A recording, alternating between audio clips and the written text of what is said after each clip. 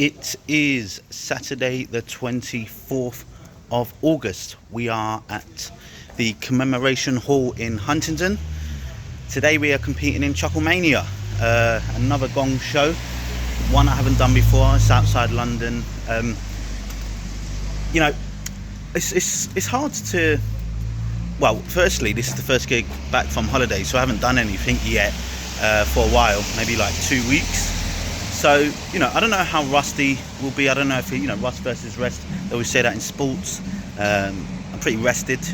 You know, had a good cruise. It was lovely.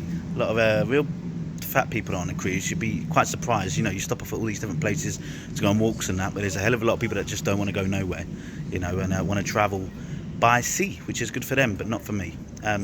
Shit food though. I mean, fuck me. Although a couple good restaurants, but I digress. I don't really do many 5-minute sets these days, so it's kind of hard to, sort of prepare for it, I guess. In a lot of ways, I could do a couple 5-minute spots here and there just to kind of prepare, but I think I know my jokes well enough. I've got some thoughts and ideas around changing them slightly and just sort of progressing, because, you know, I feel like, because I like doing gong shows. I think it's important. This one's quite a good one because, you know, there's progression spots and stuff, and I think as you sort of crack on, you know, you want to do these spots to kind of be seen and hopefully get spots at pro gigs and then potentially getting paid. But I do want to sort of progress a little bit away from 5-minute sets, so, you know, we'll see how we go. I mean, I'm saying that now. I've known people that do 5-minute sets and they're like sort of 4 or 5 years in, so I can't really think I'm too big for my boots, and I don't, you know, I still do a lot of brings and stuff like that, but I just want to start expanding myself a little bit. But I think it shows the power in actually producing a set. It's a product at the end of the day that you've got to put out there and showcase what you do. And, you know, it's built to sort of be as impactful as it can be within a 5-minute span. But because I don't do it that often, you kind of, I don't know if you lose confidence. It's not like you lose confidence. Well, maybe you do. You lose a bit of confidence in it because you don't do it as much, and you kind of start questioning yourself. And also because partly you think, well, your standards are different. You know, my standards, I guess, are slightly different, where I want to do a bit more with the comedy and the angles that I'm taking and what I'm talking about. And I think I've just been at you know, I wanted to have another 10 minutes by the end of the year. Who knows what that's going to be like, because I don't even know if I've got anything really solid. I've done a few vlogs. I feel like it's coming together, and maybe it is to a degree, but, you know, and I've got some other ideas that I want to try. But we are here to do a bit of business. We're going to do our 5-minute set. It's a big hall. You know, I don't know why I keep saying we, like we're in this together. I'm just doing this by myself.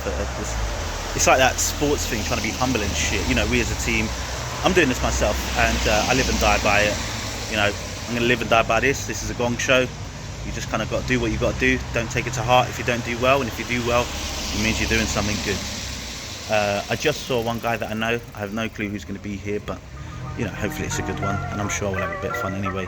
Just nice to get back on it, really.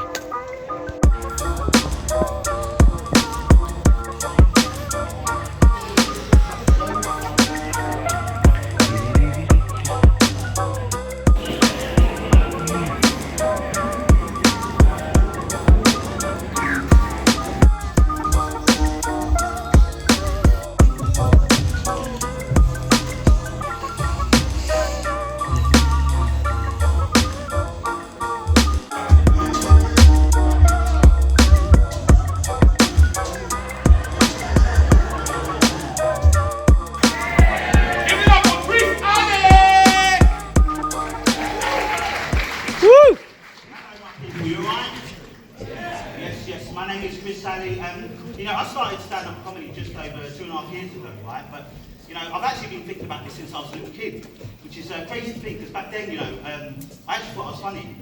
But, you know, now, it's been going all right, you know, it's been going pretty well. You know, I've been getting some good feedback here and there. Obviously not here, but, you know, back in London, where I like it.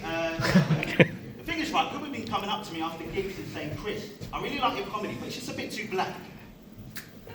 I know. I mean, like, what am I supposed to do, Joe? Like, I'm a white person. Yeah? I don't like skiing. What even is a dad? I mean,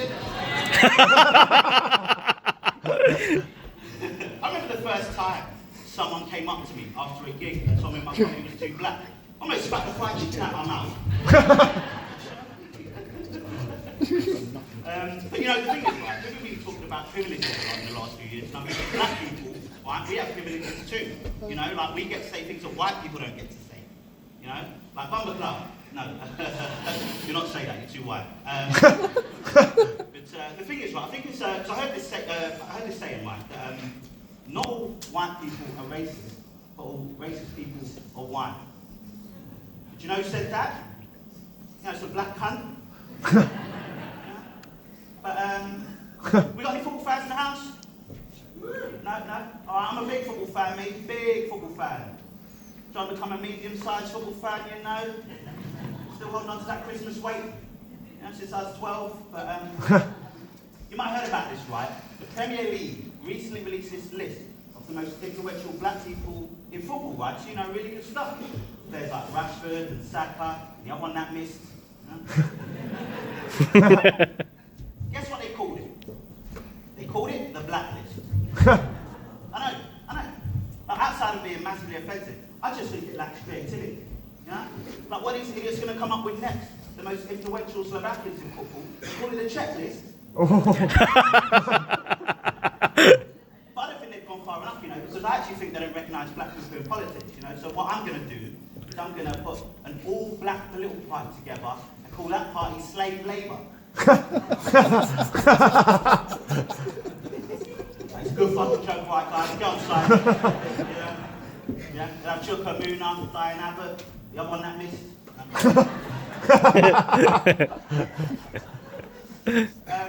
Give me a cheer in the room or something. Did anyone in here grow up with like a bit of an annoying dad? Yeah? Must be nice.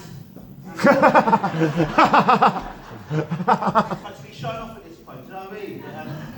No, I grew up with a single mum, you know, wonderful single mum. Yes. Cheer for the single hoes out there. No. But you know, growing up, like, she did all the typical things a dad would do, you know? We'd go and play football, she talked to me about girls, what she called slaves, you know? You know, she even taught me how to shave, you know? So I'll get between those legs, but you know, hey, I'm a good son, what can I say? That's gross. But something else about me is I grew up with a twin brother, so it's so nice they made me twice. As my mum likes to say, 2 mistakes for the price of 1. Silly bitch. But, you know, the thing is, when people see me and my twin brother together, they say I look exactly like him, which really annoys me, because I think he's ugly, you know? But something about my twin brother is he's gay, you know, which is great. But, you know, when he came out when he was 18 years old, you know, and he was telling friends and family. The only problem I had is I'm a big homophobe. big homophobe. You know? Trying to become a medium-sized homophobe, you know? So, well, obviously I'm not a homophobe, I used to bath naked with a gay guy. Come on.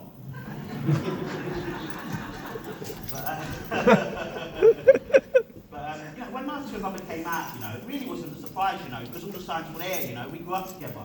You know, we used to play games. We used to play doctors and nurses, you know, the game where you play different characters in the hospital. Guess who my gay twin brother always wanted to be? It was Beyonce. Yeah, I always the wrist issue. No idea why. You know,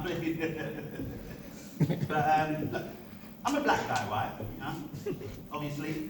But I was speaking to this vegan in Whole Foods who told me that me calling myself black is actually a self-identifying preference. I'll be honest, I've got no clue what they was talking about.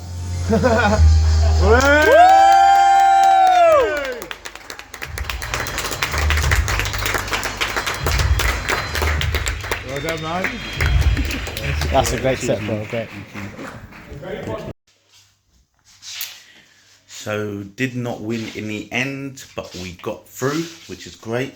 You know, at this point, I've kind of got that ready set.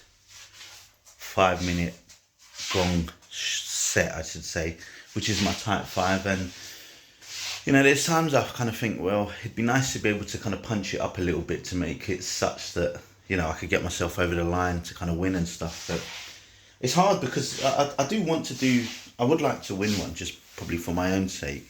I don't think I necessarily need it now in terms of, you know, using it to get any kind of particular spots, maybe at like individual clubs, you know, progression stuff. That's why I went to this one, but you know, a bit of a shame, couldn't win, but still a good outing. Really nice audience, nice crowd, a bit quiet, mainly because of the distance in between us. Yeah, it was a fun night. There's not really much I can say. I'm looking forward to moving forward with was that like, no, I went rhyming. I should be better at this given my skin colour. I am looking forward to kind of progressing a little bit more on some of the things I've been working on and hopefully see kind of how it goes. But I had a good time in Huntingdon. Anyone that wants to get a good gong show with a good audience, check out Chucklmania. We shall crack on and we'll keep this brief at the end, and we are on to the next one.